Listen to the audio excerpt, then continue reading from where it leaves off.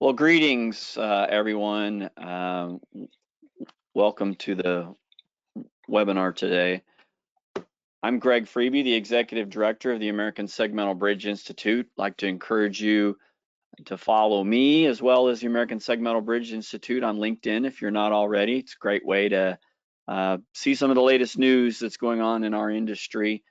Of course, you can always go to our website, but we have different content available on LinkedIn that I think you might find not just entertaining, but also informative. Hopefully you're here today for the webinar on rethinking segmental bridges for external tendons only. I'll be introducing our speaker here in just a minute, but I want to run through some announcements and also some information about the webinar itself if you've not attended before. We are doing webinars, or have been doing webinars every month, the last Wednesday of each month. We started in February of this year, and this webinar today will be our last webinar for 2023 with our convention in the first week of November. We didn't want to conflict with having one at the end of October, so we'd encourage you all to come attend our convention. I'll talk about that here in a minute.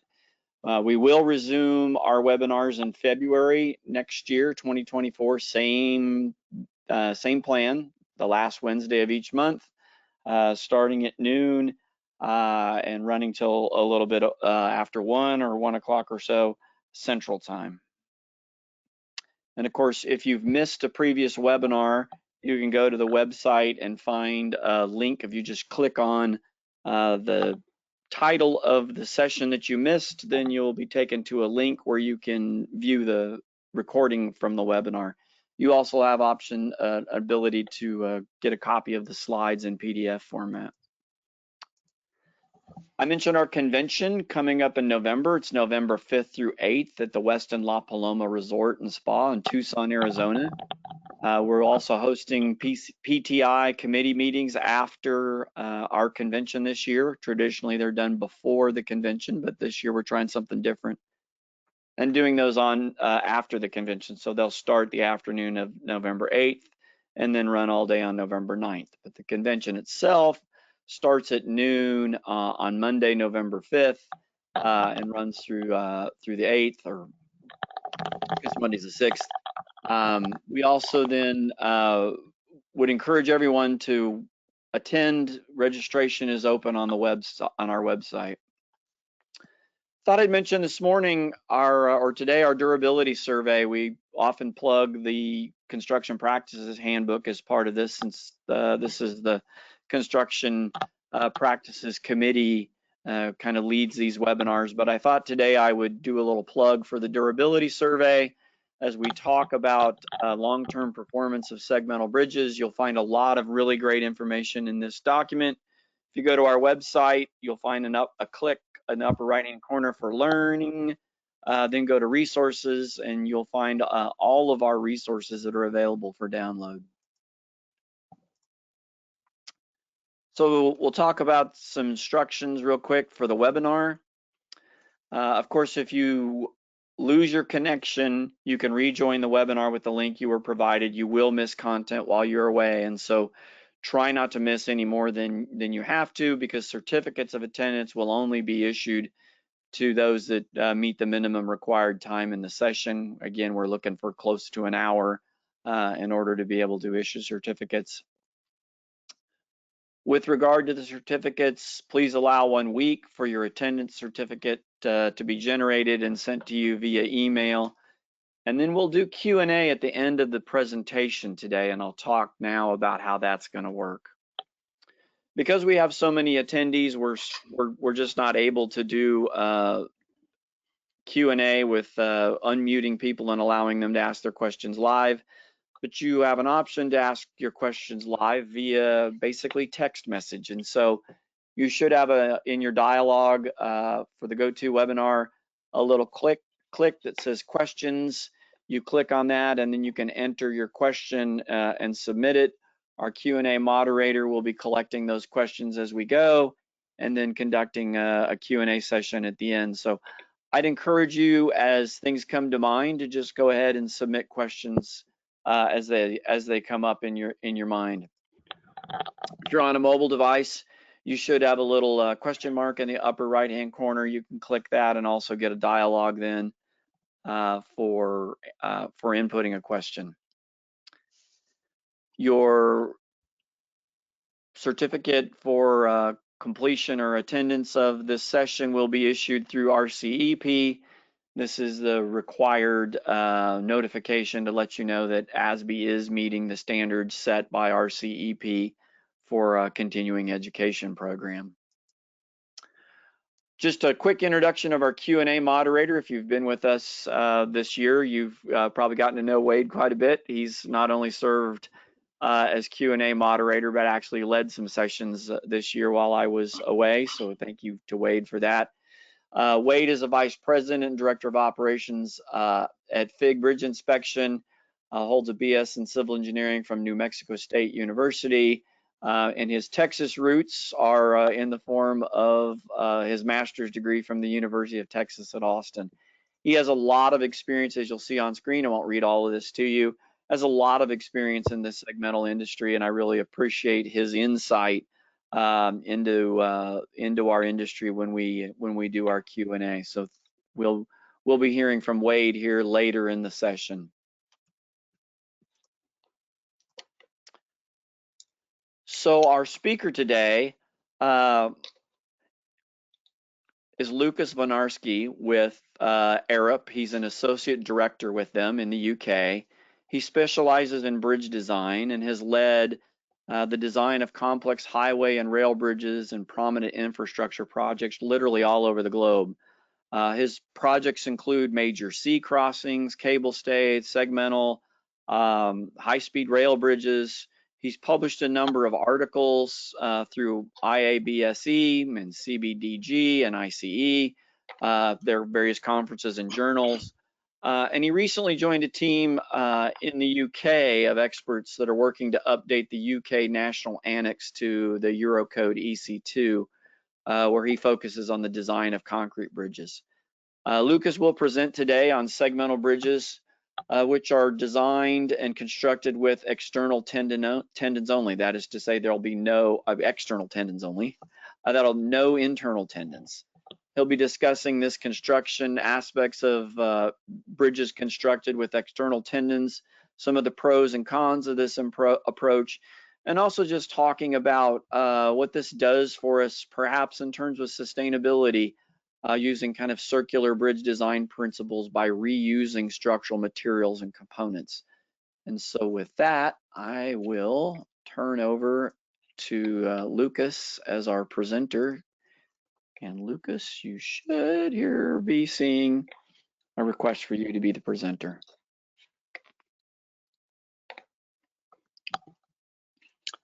Yes, hi everyone.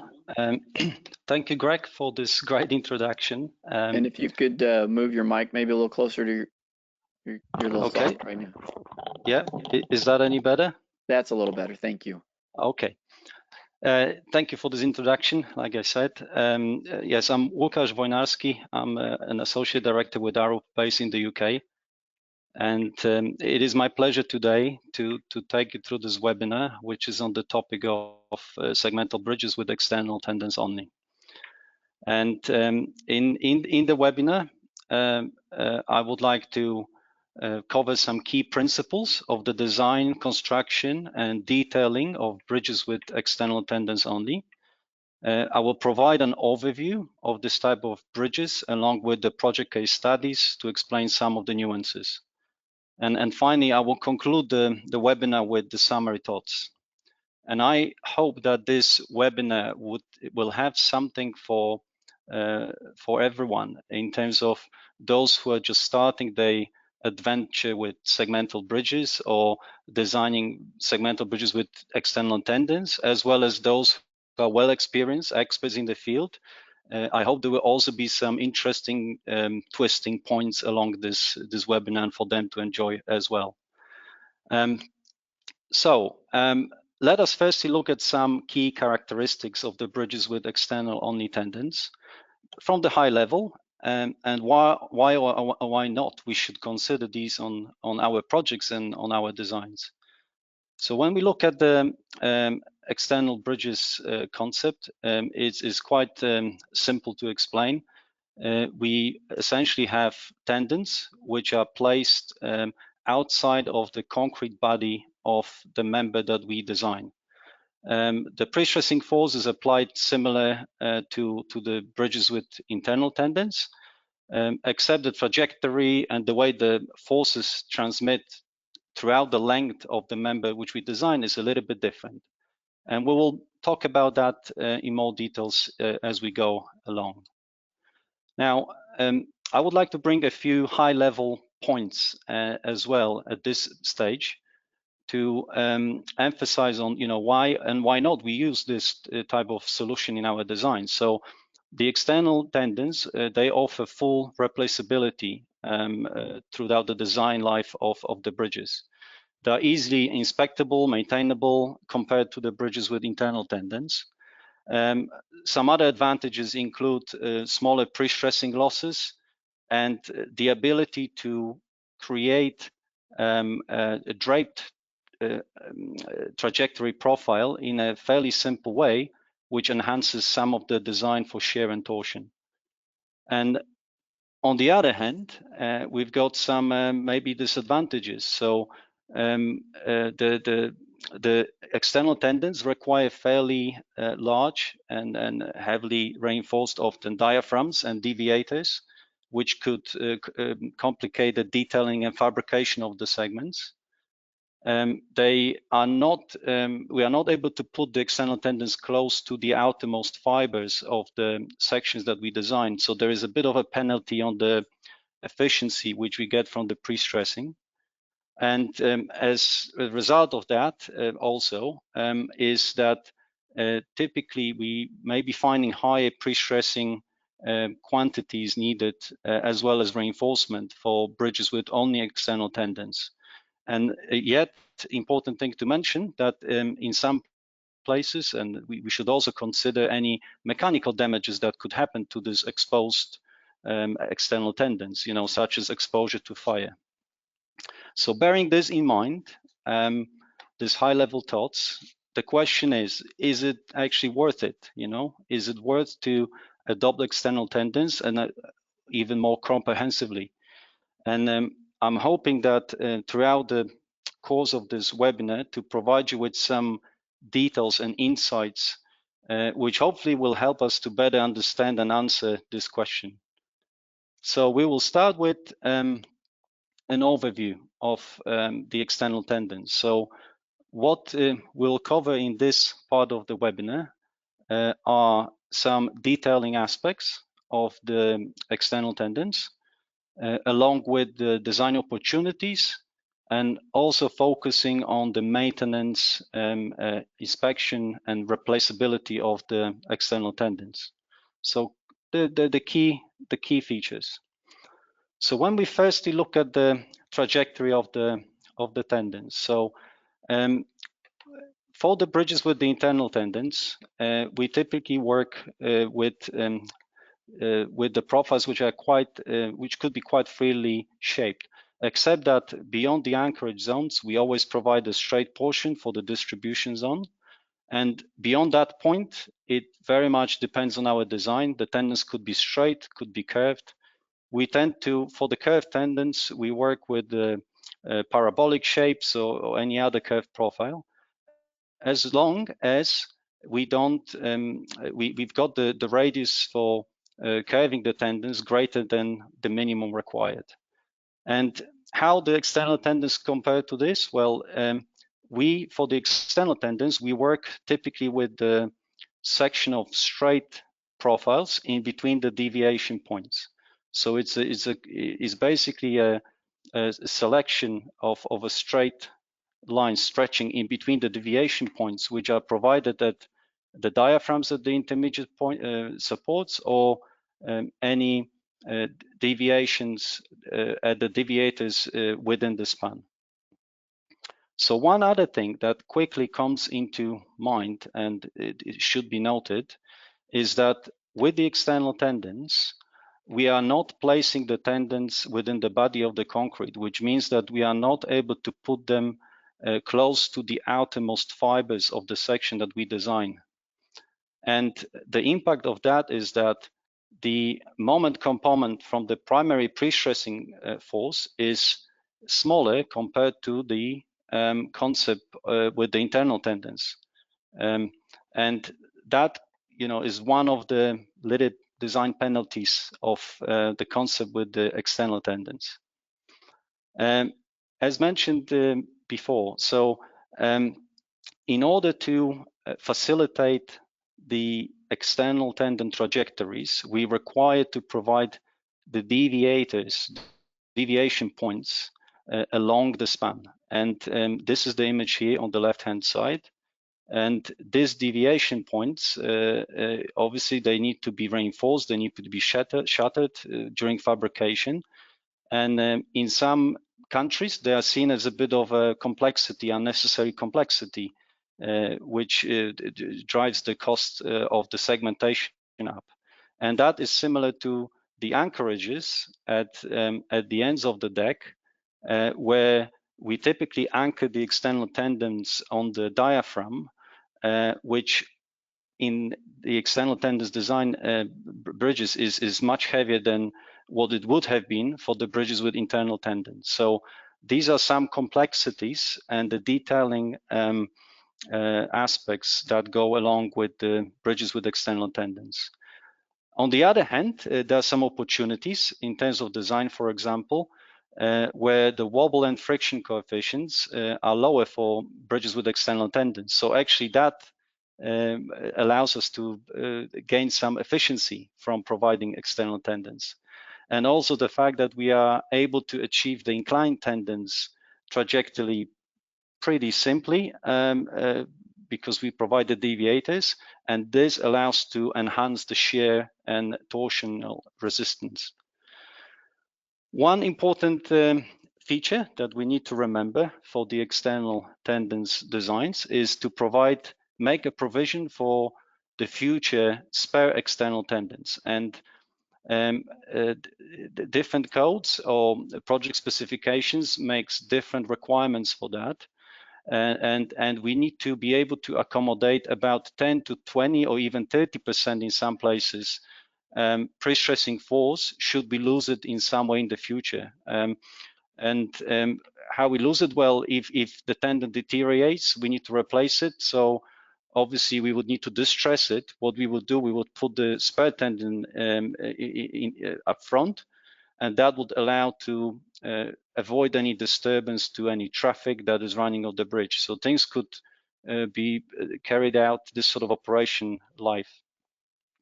This is an example showing how the external tendon trajectory for the spare tendons could run. And this is the tendon highlighted in this reddish color.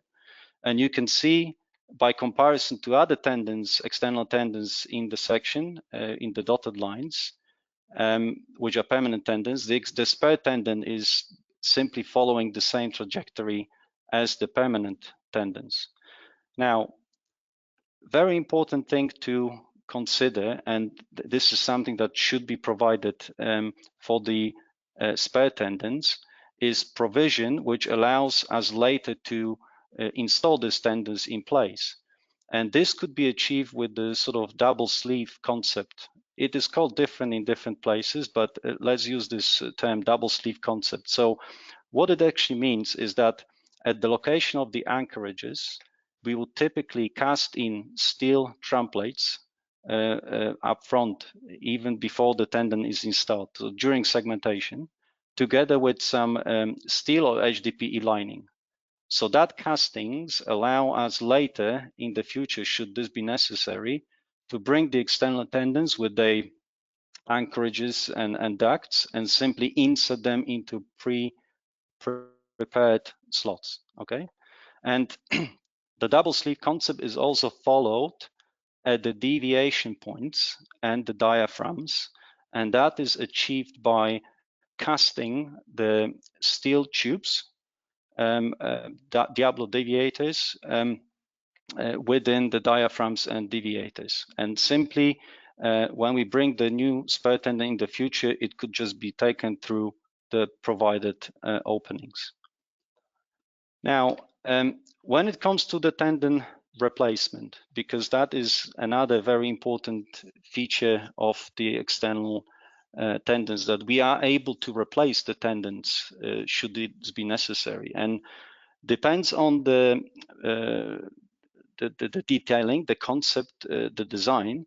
There will be different ways to remove the external tendons. So if our external tendons comprise of bare strands which are grouted in the ducts, the way to remove the tendon would be to cut off the entire tendon, and we would install certain collars which would make sure that this is all carried out safely. I will show the image in a minute.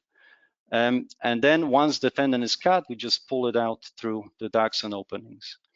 It is a little bit easier, perhaps, for the case where we've got bare strands sealed with flexible fillers in the sheets, and I believe this is quite popular in the States and France. And we could simply just pull out individual strands through the anchorages, so it is a little bit less intense in terms of the equipment needed and the labor. And finally, we've got the system which is something a little bit in between the two, and that assumes that our strands are actually already equipped with the sheeted HDPE layer and the grease. So this type of strands, they will be placed in a tube of the tendon and grouted. So it's a bit of a combination of the above mentioned options.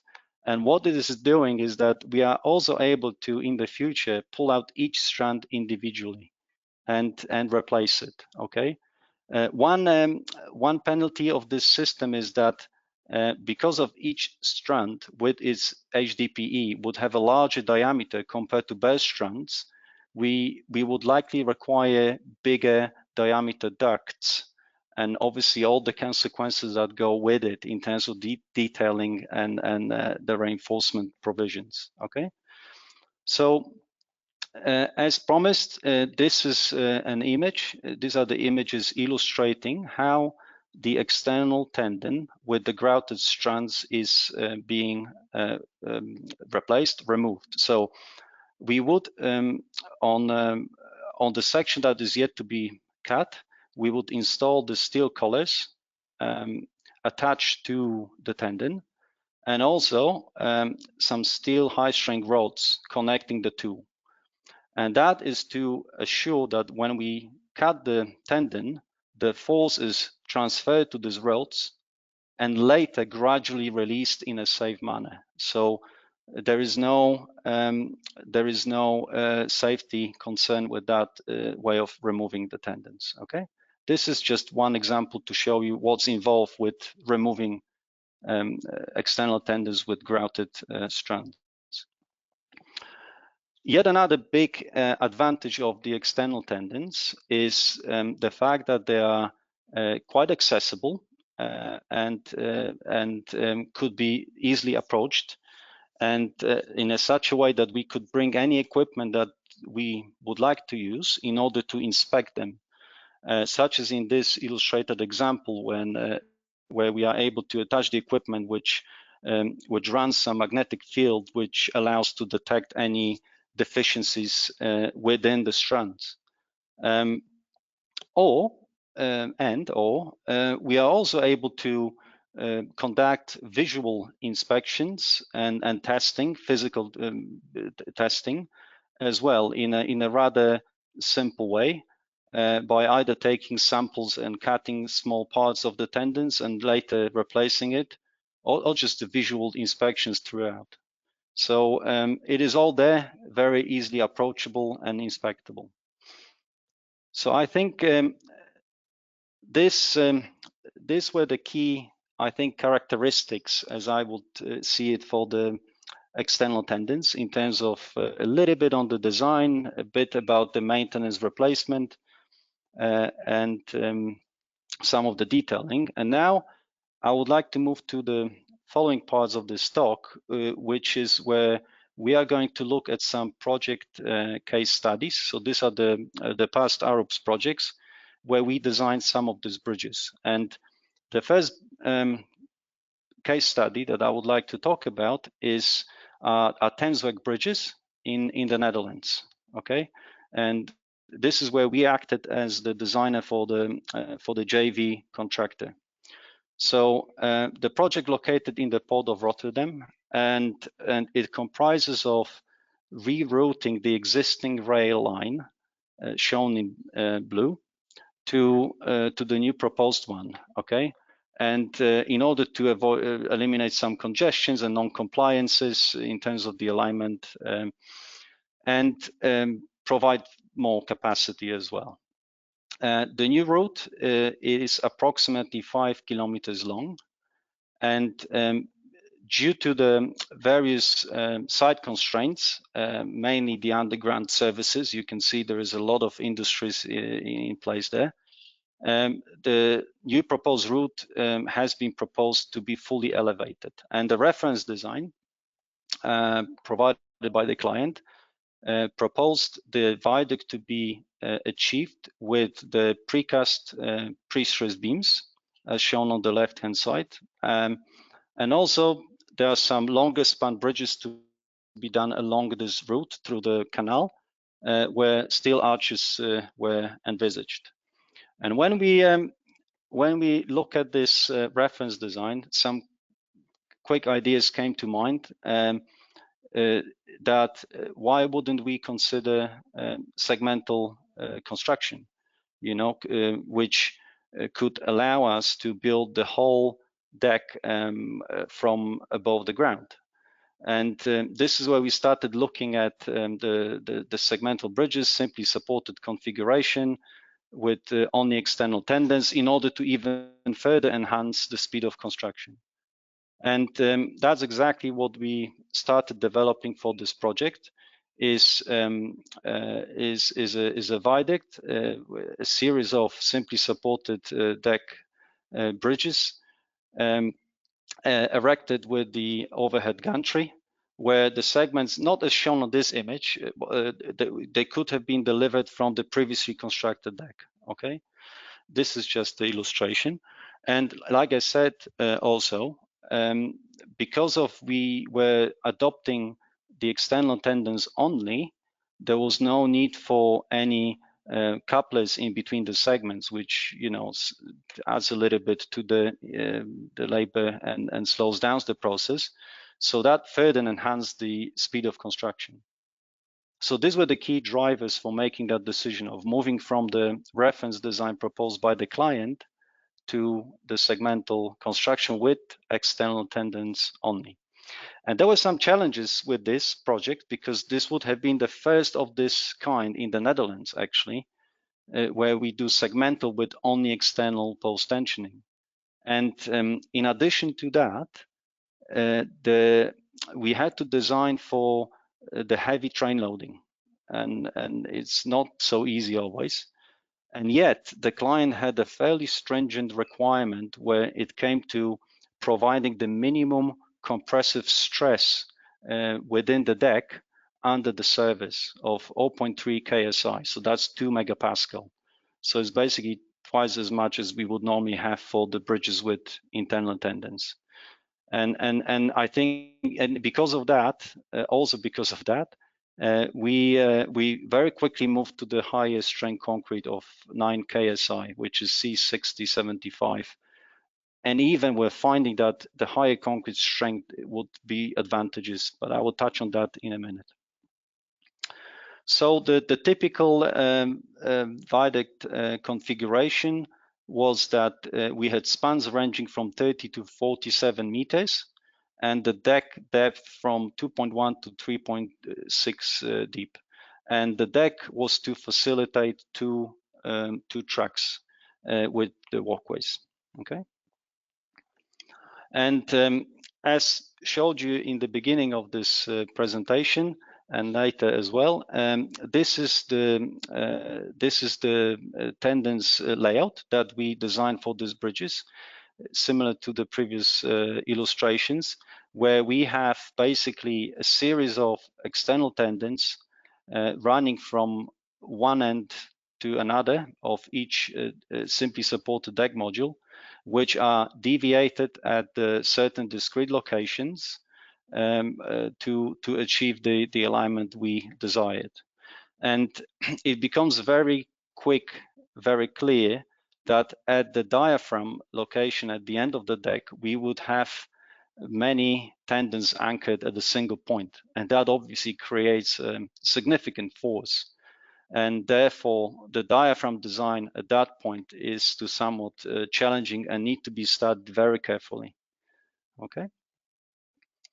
Now, in terms of the design, there are obviously all the relevant design aspects that we need to consider, but amongst them are three that I see as the very important ones, especially for the bridges with only external tendons, okay? And these are the decompression check, shear and torsion design, and segmental joints design. And we'll look into that in a minute. So in terms of the minimum compression that has to be provided under the serviceability limit state. So the client required rather stringent limit of 0.3 KSI. And in fact, you know, that required a higher demand of the pre-stressing. And but what we were finding in our design, interestingly, is that actually we were happy to even go further with that limit. So we wanted even to stress the deck higher than that. And the reason is because of that more highly stressed deck was then bringing us some benefits when it came to the shear design, okay? In particular, where the deck joints open. And this is what I would like to show you here. So what happens is that when the deck remains uncracked, or the segment joints do not open, the entire section is acting as a closed section. So the shear flow from torsion is quite well facilitated through the whole closed section. And equally, we have quite a lot of resistance from the webs for the uncracked section. However, when the segments open, we get a lot of reduction straight away. So the effective depth of the webs reduces dramatically, meaning that the significant shear force has to be resisted by the limited area in the upper part of the cross section. And that really becomes challenging for the design, because of suddenly the vertical shear bars close to the joints need to control some additional tension. And in terms of the shear resistance of that limited area within the webs, you know, it is only small area. And this is where enhancing it with some even a little bit higher compression, it actually helps. There is enhancement on the shear when we've got higher compressive in the section. And yet another challenge, for some reason I'm not able to, okay. Yet another, not challenge, but thing that we had to address was that Eurocodes, because design was carried out to Eurocodes, it doesn't fully solve all the aspects when it comes to designing segmental joints in terms of the shear keys design and the flat surfaces design, okay? The shear resistance provided from the two. So what we did, we referred to the ASBI principles in terms of how the shear resistance of that joints is derived, and in terms of how it's distinguished in between the part which is carried by the shear keys and the flat surfaces in between the shear keys. So what we did is we modified the Eurocode default formula, which is this, using the ASBI principles, and we derived the new formula that it doesn't exist in Eurocode yet, but it worked pretty well. And you could see there are two components to it. There is the cohesion part, and there's the frictional part in terms of the resistance. And it's very transparent and clear on which is the component taken by the shaky and which by the flat surfaces, to the point where we can also manipulate with the different coefficients for the cohesion and friction for these two parts of the segmental joints. And this is the concept that we basically, this is the formula we proposed and ever since taken through multiple projects elsewhere. Just to kind of conclude this project, it is worth mentioning, it's not directly linked to the segmental bridges, but because of the highly congested areas in terms of the developments and all the pipes and services underground, the interfaces were very important and close coordination needed amongst the existing utilities, the asset owners, and the new design. So we obviously had to employ the BIM quite extensively. And in our scope, as far as Arup was concerned, we were mainly developing the VIDA component, which was later linked to the overall BIM model, which was developed by the contractor. But we try to be a little bit smart here, and it's quite some years now. Now more people tend to do it, but we created our BIM model parametrically, and then it was also fed and linked into analysis models. So any changes were quite easily facilitated between the 3D BIM model and the analysis models. And also that helped us later to produce some more visual outputs from our design, including visualizations and 3D images explaining the scheme to the client. And also we went one step further when it came to the 5D BIM. So in our BIM model, all the components were tagged in such a way that they were labeled in terms of the material and the possible cost of that component and etc. So it was quite comprehensive BIM approach on this project. Now we will move to the second and the final case study that I would like to explain today, and it's the circular bridge design. And before we talk about the circular bridge itself, I think a few words first about the circular economy, because this is the concept that is growing significantly, at least here in Europe, and very important for the asset owners and stakeholders.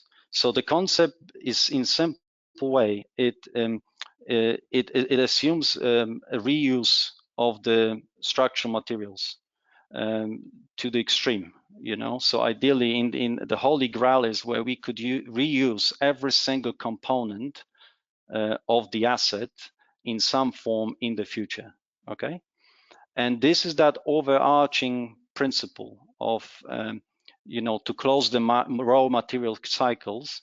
This is that overarching principle which was the inspiration for the circular bridge that the prototype that we helped to develop the design for, where 100% of that bridge was actually made of materials which were later 100% reused, and I'll explain how and where. Okay. So on this project, it was the Reich Wartestadt who was the client, and they contracted the contractor and who teamed up with the fabricator. And Arup, we provided exclusively the expertise on the segmental joints design, and we guided the design in that space. So the prototype bridge, the first circular bridge, was actually built on a site nearby Kampen, okay, in the Netherlands. So this is how that bridge looked. So the bridge comprises of precast concrete segments, which are relatively small, about 2.5 by 1.5 meter, okay? And these segments are match cast, and they are all stressed longitudinally, but also transversely with external post-tensioning systems. Okay, and the bridge was constructed firstly to serve as an access bridge to the construction site, and when the construction site was closed because of the developments were finished, that bridge was dismantled and moved to another location using 100% of the materials that were provided in the first place. Okay, so looking into some of the details. Okay, so this is how the deck of the circular bridge was designed. So it comprised of 1, 2, 3, 4, 5 longitudinal beams, where each beam is made up of segments, concrete segments, which are then stressed longitudinally. This is the blue line. Okay, and then once the beams are put next to each other, they are also stressed transversely with some high strength bars. So this is the line here. Okay, and as I said, we were exclusively appointed to look after the segmental joints design.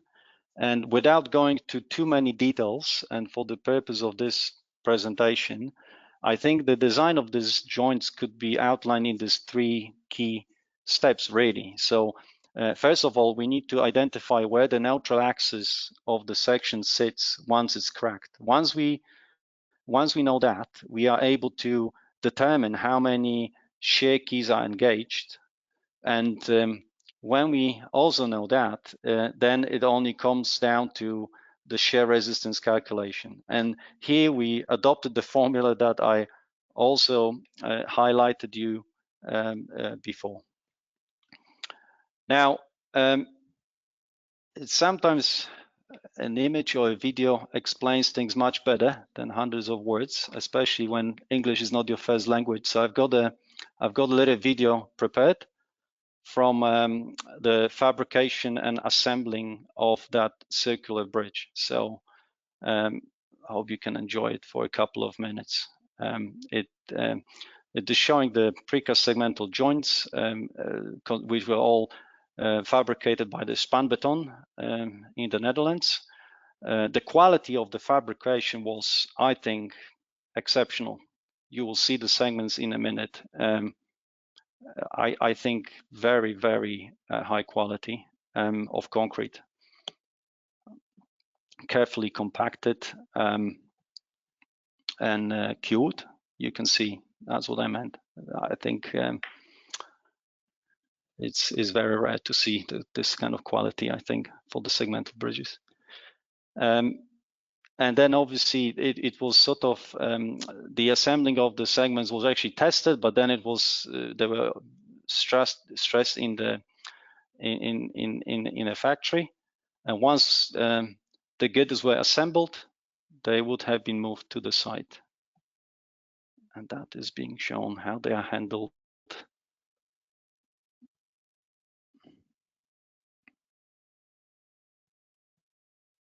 No special requirements for the transportations because the beams were quite small size, so no special transportation conducts needed. And then once on site, the beams landed next to each other and finished with the transverse post-tensioning later on.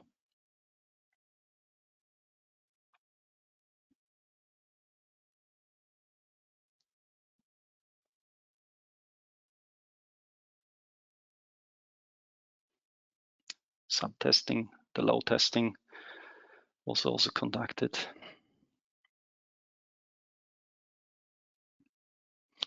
So it was a prototype bridge. It used certain concepts which are, known for the segmental bridges with external tendons, but it was used in a different way, with the aim for reusing, reassembling, and moving into the new place. And that is really taking us to the conclusion of this webinar. And instead of providing summary of the various points mentioned throughout the webinar, I thought we would do it a little bit different. And instead, because some things speak for themselves, and when you watch it again, you will be able to get the details. But what I would like to bring up now is some open-ended questions, something for considerations and debate. So first is, could bridges with only external tendons meet our industry's aspirations for increasingly more durable structures? So we already are designing or looking at designing bridges aiming for the design life of 150, 200 years, maybe even more. So in that concept, where bridges with only external tendons sit, could the ability and opportunity of being able to replace the tendons take us to that 200 years design life? Okay. Yet another point for considerations and debate is how maintainability and replaceability of the external tendons could benefit the asset owners. Okay. And asset owners and also possibly impact on the public and the whole network. So the fact that we are able to replace the tendons when they are defective without closure of the traffic, what is the actual impact on the whole network because of that? And could bridges with external tendons, on the other hand, be still justified despite of potentially higher quantities of pre-stressing and reinforcement that may be required? So there's a little bit more embedded carbon maybe because we use a little bit more material, but longer term maybe there's some payback. So what is the trade-off in between the two? And finally, this very last concept of a circular bridge, how this could be employed on a wider scale to provide more sustainable assets within the built environment. And as I mentioned at the early parts of this presentation, that circular economy, it becomes ever so important consideration amongst the clients in Europe, and I'm sure it's just a matter of time when it starts spreading throughout the globe, because it is also linked to some other things that we are also debating and trying to strive for, such as improved sustainability and maintenance of assets. Okay.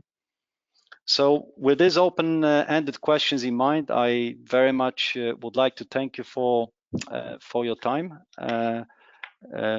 Thank you for your attention, and we'll probably open the floor to any questions. Thank you very much. Thank you, Lukasz. Very informative, and yes, we will open the floor for questions, and I will ask our Q&A moderator, Wade Bonson, to step in. I know I've seen a few questions that have shown up in the chat, or not in the chat, but in the questions pane. So I'll turn it over to Wade. Yeah, that's great. Yeah, thanks, Greg. Lukasz, very informative presentation. Thank you very much. It's excellent. We've got a number of questions that have come in, but before we go to those questions, I do want to say one of the things that I was struck by was a different mentality that the Europeans seem to have regarding their infrastructure compared to the United States. We tend to, in the United States, focus very highly on least initial cost and much less so on reusability or long-term sustainability of our built infrastructure. So these are very interesting trends that you're showing here that that the Dutch and your team are looking at. I think that bodes well for the future of our industry. So with that editorial comment out of the way, we'll get to the questions. We'll start with kind of a big picture question first, and that is, how much do external tendons increase the service life of the entire bridge? Yeah, that's a good question, isn't it? And I very much open it in this open kind of questions at the end. I think, well, when we look at the well-designed segments, concrete segments, they they are very durable. They could last really long if they are detailed in a suitable way. If we could even enhance them with maybe good concrete mixes as well, you know, they almost could be ruled out of any troubles. Okay, and then the weight maybe moves into the tendons. Okay, and obviously there have been experiences in the past with the external tendons and the grouting that has been addressed since the 70s or 80s, and obviously the technology moved on and it's getting ever so good. But still, you know, there's certainly always room to improve. And I think having that opportunity and ability to be able to replace every single tendon if there's really something fundamentally wrong, because things do go wrong, I think that really, in theory, should enhance the overall life of the bridge, assuming that concrete segments is not a problem. Yeah, but even if the segments are problems, you know, and this is some of the considerations we had on the Theemsweg Bridges in the Netherlands, okay, because we decided for simply supported decks made of segments, and the idea was also to even prefabricate some spare segments. So if any deterioration happens to particular segments in the future, you could almost just come to site, take the deck out, the simply supported span, dismantle it, replace the deficient segments and put it back again. That hasn't happened, okay, but this was being discussed. All right, so I think that would be my take on it. I think I can see opportunities with on the external tendons in terms of the overall the design life. You know, I feel we should be able to push the boundaries. Yeah, interesting comment that you had there about the Theemsweg Bridge, because one of the things when you said that about replacing individual segments, that implies that the joints are not permanently adhered together. Like in the United States, we use, you know, segmental bridge epoxy in our joints to seal the joints and make them waterproof, but that also prevents the ability to replace individual segments within a span. What did you guys use to connect your segments together and provide that waterproofing? Yeah, so on the Theemsweg, that would have been typical epoxy, but for the circular bridge, because this is the one, the prototype design, because we already had we had to design it such that it had to be dismantled after, you know, 2 months serving on site. Okay, so we couldn't have adopted any epoxy that would have high cohesion, because if you then wanted to take it apart, obviously you will be peeling off the concrete surface off, right? So instead, there was again, it's a prototype design, a cementitious-based material that was applied instead, that wouldn't have had high cohesion, but yet was able to smoothen any uneven surfaces, so you wouldn't have the same problems as you would have had if you had the dry joints only.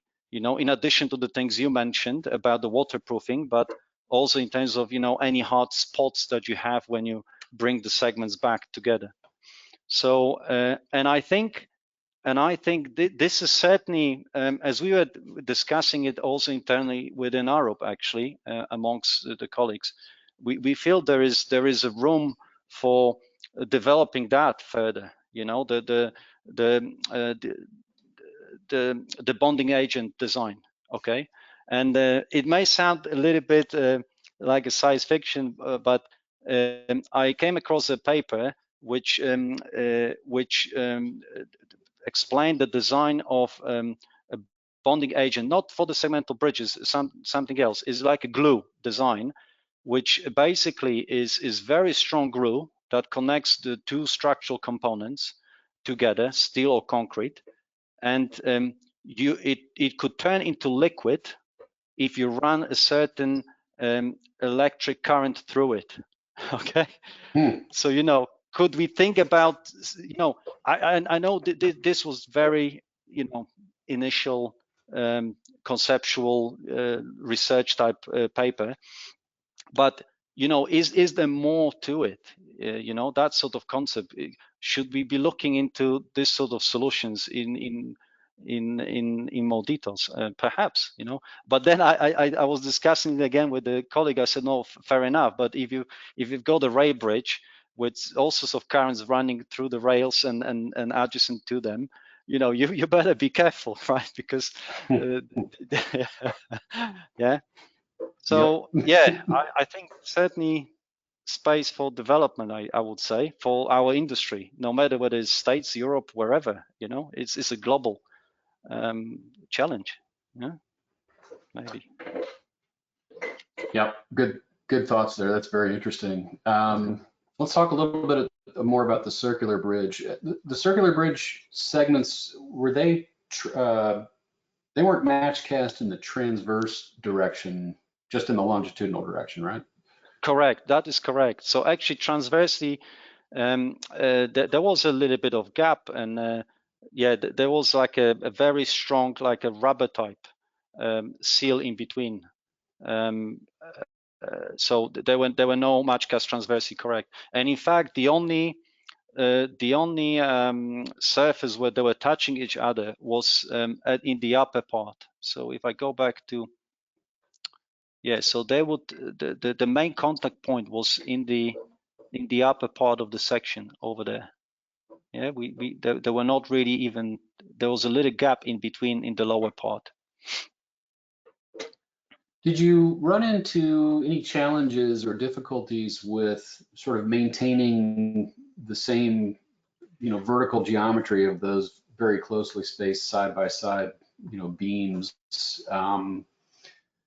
In terms of, you know, did you have any issues where camber was more or less in an adjacent beam than the other? How did you make sure all those things matched up very, very closely?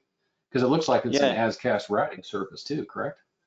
Yeah. Well, I think one good thing is that you know, in terms of pre-camber and geometry, it is a straight thing. So we didn't need to worry about any alignment vertically or horizontally. So that's already an advantage, yeah. And then indeed, there could have been a little bit of a difference in between, but like I say, the transversely they didn't need to match perfectly. Okay, there was a bit of a wriggle room. Okay, and that sort of elastomeric pad in the upper part of the section that was then sort of being compressed and sort of sealing them accordingly. But yeah, there was a bit of a wriggle room. It wasn't a necessity to have them perfectly matched transversely. Yeah, and in the end, it was a prototype design. It was an access bridge to the site. So some tolerances, they obviously also didn't have to be so stringent as they would have been for rail bridge or road bridge, perhaps. So for the transverse tendons that pass across all of those beams in that top slab area, did you account for any potential misalignments with a little bit of an oversized duct compared to the correct. Yeah, that's exactly it.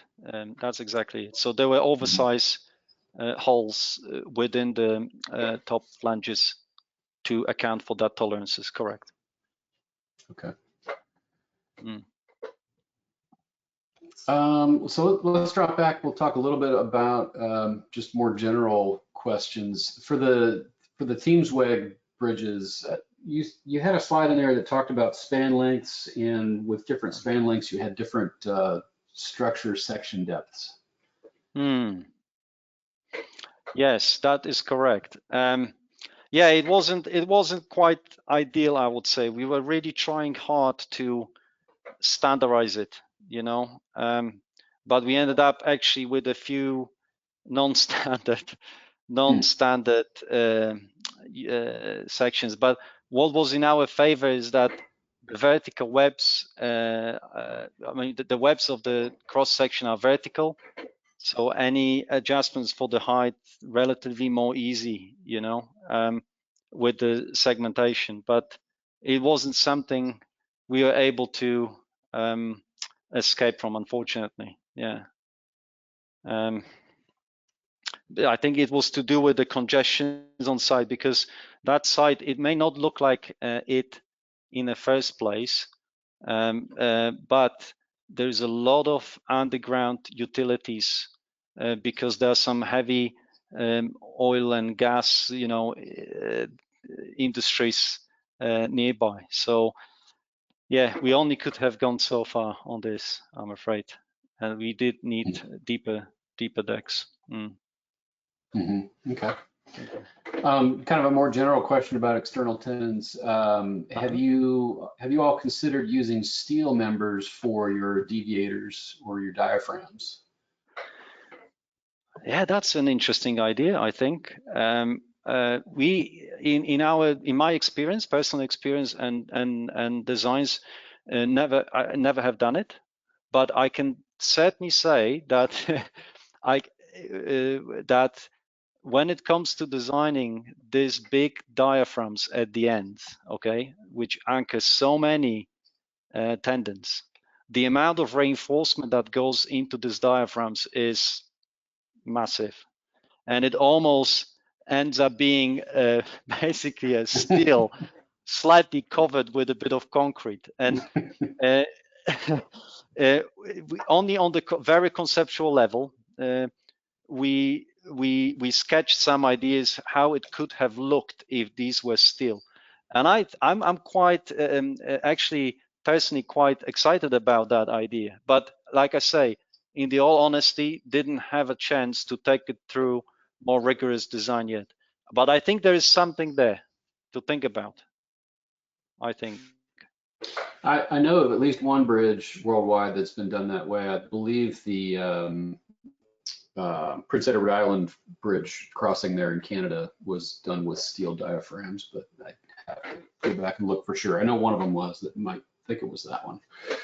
Something to look at in the future for sure.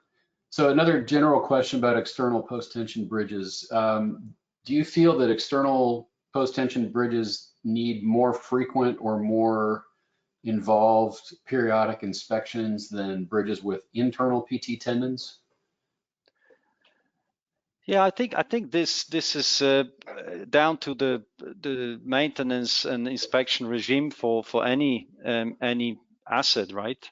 I think I wouldn't think they need any more than the internal tendons, to be honest. The only difference is that if something goes wrong with the internal tendons, you don't know.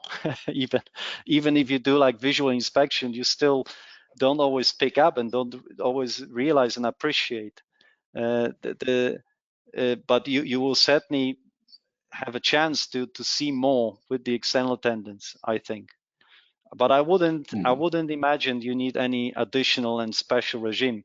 Certainly on the projects that we developed, that was never a part of the discussion, or that has never been challenged by the client. So they would still have gone for the regular inspections regime. But I'm happy to hear other thoughts on that, actually, to be honest. Yeah, certainly in the United States, we for our periodic biannual inspections, we don't treat bridges with external tendons differently than internal tendons. So they're considered to be the same here. All right, let's move on a little bit. Have you looked at the possibility of using external tendons for cantilever construction, for instance, balanced cantilever precast segments? For the continuous deck bridges, unlike the simply supported, right? Or I don't know if I read I think there is a question in between the lines a bit. So okay, yeah, because if we did the balanced cantilever, that the most likely will end up being multi-span, right? And I think this is where I think we would need to be very careful, especially when, I mean, to understand the statical performance of the bridge and what happens where the segments open. Because with the simply, you would have seen that the two case studies that I explained, they involve simply supported bridges, and they are quite easily to understand, even when the segments open, how the forces redistribute, where they go, how the stiffnesses changes, is quite well under control. I think for the multi-span bridges, we would need to be much more careful, and especially in the in the hogging zones and the transitions. So, well, yeah, I mean, it certainly can be done. I think it just needs more attention on generally, I think. Yeah, in one recent project, in fact, in Singapore, where we are designing a light rail viaduct, we are designing as a balanced cantilever multi-span, so it goes in 4-span modules, okay, from in between the movement joints, and the intermediate piers are built in a balanced cantilever way. So we do the balanced cantilever construction with the internal tendons, okay, but at some last stages, instead of the internal tendons, we are installing some external tendons for the balanced cantilever construction, actually. And that is to control actually the stresses which occur after removing the lifting frame from the tip of cantilevers, where sometimes we tend to see a bit of an opening at the bottom fiber of the deck. Okay, so not 100% external tendons, okay, for the balanced cantilever, but some element of external tendons, permanent, yes, well, it's already there actually. So yeah, it's interesting, but yeah, multi-span bridges with only external tendons, I think, need to really think it carefully through. One other work that we did recently, obviously, is for the hybrid bridges, where we've got external internal tendons, and they do have good advantages in terms of the ductility. So if the segments open and that ductile behavior of how the internal tendons engage, it helps you to still keep under control the amount of the amount of the shear, the webs area that still participate in the shear force transfer. So actually, we found that you could have most of the tendons external, but still have just nominal or minimum of internal, just to get that shear design in a better place, because that ends up being quite a challenging aspect, we find, especially for the heavily loaded decks, such as the ones for the rail bridges. That actually is a nice segue. Yeah, sorry. Yeah, I jumped a little bit. I realized I jumped a little bit all over the place with answering this question, but no, that's fine. But it does segue nicely into our next question. Can you comment on the suitability of using fully external tendons in seismic prone areas? Yeah, well, that's a good question, actually. That's a good question. But then it's still linked to the joints opening, and then it starts touching on the safety, the design for safety and redundancy. So I think my initial thought would be, well, in the highly seismic zones, probably still have at least a little bit internal tendons. The initial thought, but could we do it all with external? I think is the design for safety, and that will need to be looked in that sense.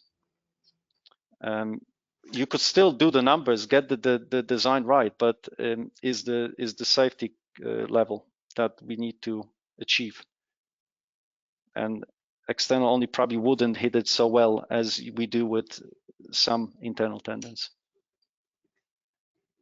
All right, well, fantastic. We're about 10 minutes past the hour, so I think we'll wrap it up here. We'll try to get, there's a few unanswered questions here, but they're sort of similar to some of the ones that we discussed, at least tangentially, but we'll try to get some answers to those questions out to the folks that we didn't cover today. So with that, Greg, I'll turn it over to you to wrap us up. All right, well, thank you, Wade.